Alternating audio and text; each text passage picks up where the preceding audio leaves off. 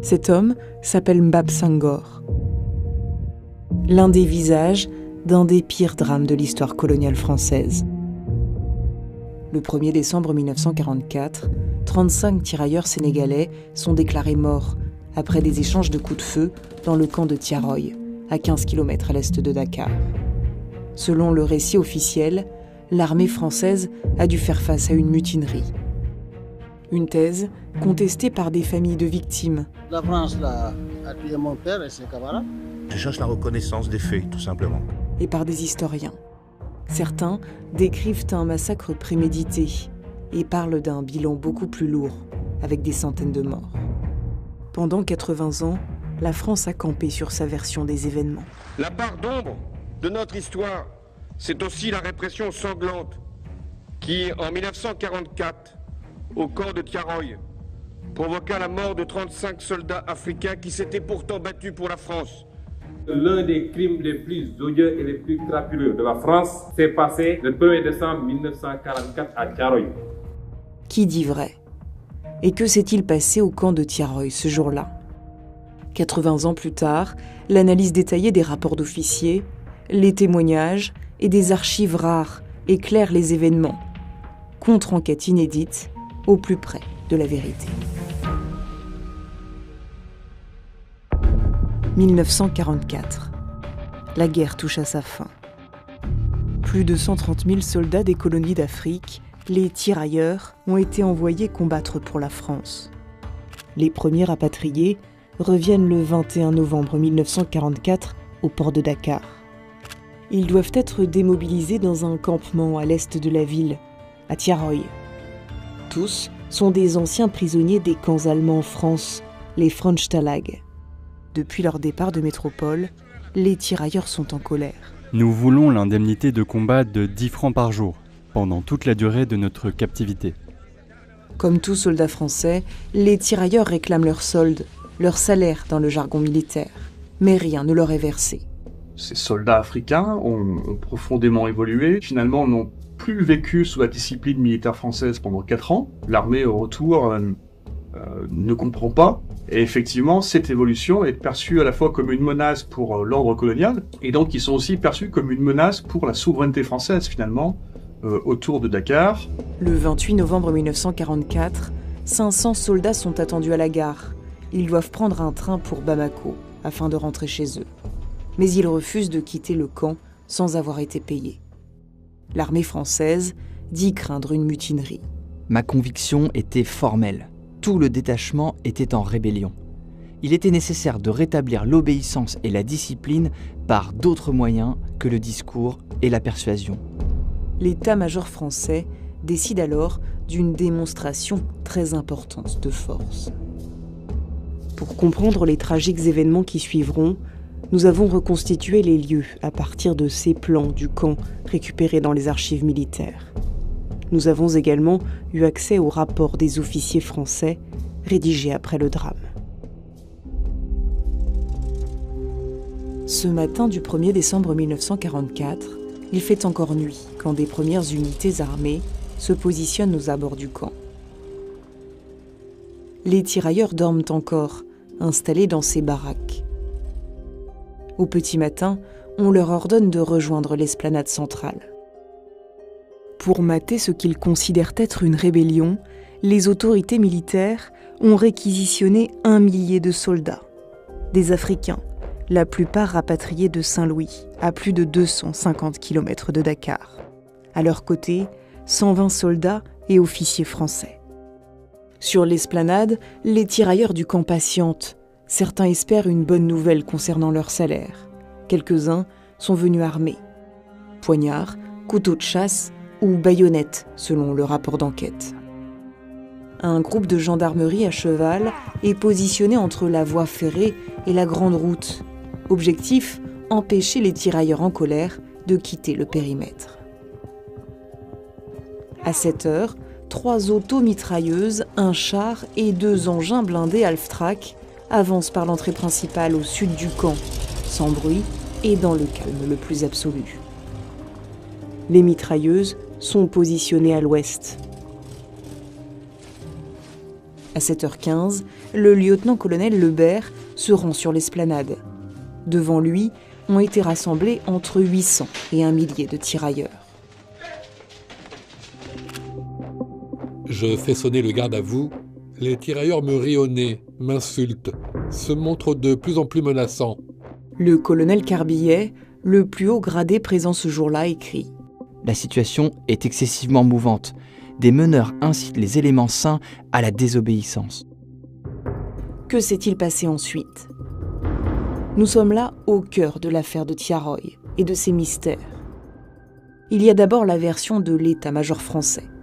Dans leur rapport, les officiers disent avoir subi des menaces. Nous sommes restés revolver au poing face aux indigènes de plus en plus menaçants. 2 sections sont submergées et dans une situation critique. À 9h20, le lieutenant-colonel Lebert aurait quitté l'esplanade pour se positionner à l'ouest du camp provisoire. Une salve aurait été tirée en l'air. Je sens qu'il n'y a plus rien à faire. Cela fait 2h30 que nous perdons la face. À 9h30, ordre est donné aux soldats français de faire usage des mitrailleuses. Le feu dure 10 à 15 secondes. Sur l'esplanade, certains tirailleurs se couchent, d'autres restent debout. Selon ce rapport, 3 mutins tombent devant les baraques. L'opération se poursuit. Le capitaine Marcoux reçoit l'ordre de réduire les irréductibles de 4 baraques. Quand le calme revient sur le camp, 35 tirailleurs sont morts selon un des rapports de l'époque. Voilà pour la version officielle. Mais dit-elle toute la vérité ? Nous avons repris les archives disponibles et consulté 3 historiens. Tous ne partagent pas le même avis. Pour tenter de percer les secrets de Thiaroye, il faut remonter quelques jours avant la fusillade, à 4000 km de là, au port de Morlaix, en Bretagne. Le 4 novembre 1944, selon plusieurs documents, entre 1950 et 2000 tirailleurs doivent embarquer pour rentrer en Afrique. La situation est tendue. Cela fait plusieurs jours que les soldats réclament leurs arriérés de solde. 315 hommes refusent d'embarquer. Ils sont donc plus de 1600 à prendre la mer. Pourtant, ces documents annoncent 1300 tirailleurs à l'arrivée à Dakar. Pour Armel Mabon, il y a eu manipulation des chiffres. Les autorités ont fait croire que 400 avaient refusé aussi de monter à bord après l'escale de Casablanca. C'est un mensonge pour camoufler le nombre de victimes, donc entre 300 et 400. Au cœur de l'affaire Thiaroye, les zones d'ombre sont nombreuses et les documents de l'époque souvent imprécis, voire contradictoires. Aucun officier dit la même chose. Ça a été commandé pour des écrits sur ordre.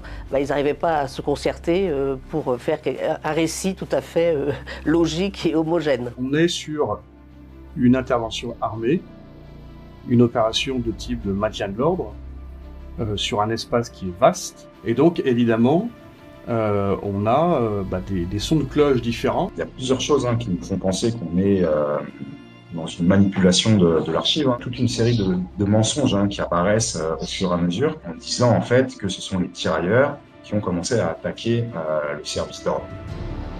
Qui a tiré le premier et à quelle heure ?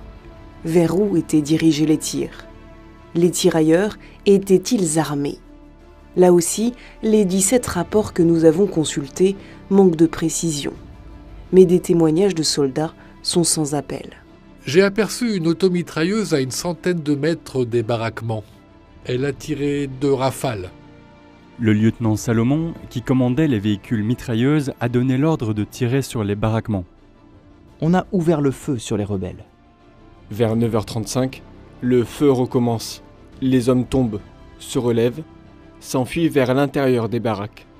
Une nouvelle rafale, suivie d'autres, éclate. Le colonel Carbillet écrit que 508 cartouches ont été tirées. 150 cartouches tirées par des automitrailleuses et un total de 508 cartouches sur une foule compacte. Ça nous incite à penser qu'on est sur un carnage d'une grande ampleur. L'ordre est de tirer sur les toits des baraques. Donc si on n'a pas un tel ratio, une cartouche, un mort, c'est parce que, évidemment, certains n'ont pas tiré sur les hommes. reste une question essentielle. L'hécatombe était-elle un massacre prémédité ? Dans cette lettre de 1972, un officier présent lors du drame écrit que le lieutenant-colonel Lebert avait reçu mission de réduire les mutins. Réduire les mutins, en termes militaires, ça veut bien dire que c'est une opération de tir qui a été programmée. Si on avait vraiment prémédité la chose, il y avait des moyens encore plus conséquents qu'on aurait pu mobiliser. Je pense à l'artillerie, par exemple. Dans les rapports, on parle de démonstration de force pour montrer que on ne laissera pas passer une telle insurrection. Dans les rapports, les tirailleurs sont présentés comme des soldats revendicateurs, moins malléables qu'avant la guerre. Ils viennent à la colonie avec l'idée bien arrêtée d'être les maîtres. Les tirailleurs sont présentés comme de mauvais évolués, à la mentalité dangereuse, des désaxés qui auraient été pervertis par la propagande allemande anti-française. Pour moi, ce qui conduit les autorités coloniales à massacrer ces tirailleurs, c'est un mélange de peur complètement irrationnelle, c'est un mélange de racisme exacerbé, c'est un sentiment d'impunité. Il y a aussi la question du vol effectif, de la spoliation des soldats. 4 jours après le drame, le général Dagnan écrit concernant les soldes qu'au 23 novembre, tout fut réglé. Faux, selon le gouverneur de l'Afrique occidentale française, qui écrit au ministre des colonies qu'à l'avenir, les soldes devront être payés en métropole avant l'embarquement. Quelques mois après l'hécatombe de Tiaroy, un officier français est sanctionné. Le seul, le lieutenant-colonel Lebert. Motif ? Mystère. Dans le dossier, la raison de la sanction a été recouverte à l'encre de Chine. Il se peut que c'était le colonel Lebert qui a peut-être fait un excès de zèle. Il a peut-être outrepassé les ordres qui ont été donnés par le général Dagnan. 80 ans après l'hécatombe, la vérité sur Tiaroy est-elle encore possible ? Il nous manque vraiment les archives comme la liste des rapatriés, la liste des déserteurs, bien sûr la liste des victimes, tout le calcul des soldes, et puis il y a la cartographie des fosses communes, parce que vraisemblablement elle a bien été établie. Je suis convaincu que ces archives existent, mais qu'elles sont des archives que j'appelle interdites ou secrètes. Par-delà les zones d'ombre, reste une certitude. Le 1er décembre 1944, l'armée française a tué des dizaines de ses propres hommes.